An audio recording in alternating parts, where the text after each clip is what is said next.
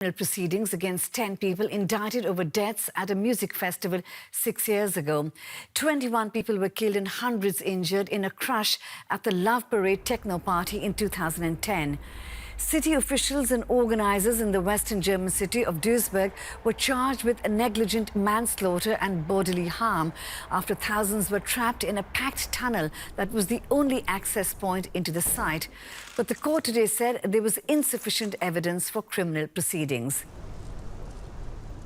Now, for more on the story, let's bring in our political correspondent, Charlotte Potts in Duisburg. Charlotte, you were at the Love Parade back in 2010 when the tragedy took place.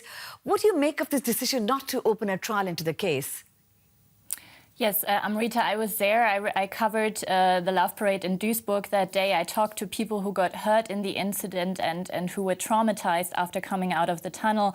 I think everybody who witnessed that day in Duisburg, the Love Parade day, is a bit under shock today because nobody still, after 6 years, has been held responsible for this tragedy.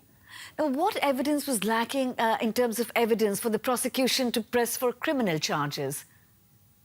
So the report that was presented as main evidence came from a professor of crowd science. And apparently, after German law, you have to, a report like this has to be written by the professor alone. One problem with that report, the main evidence was that he apparently has not written the report alone, and that the report in the end could not prove how this mass panic developed that day at the Love Parade.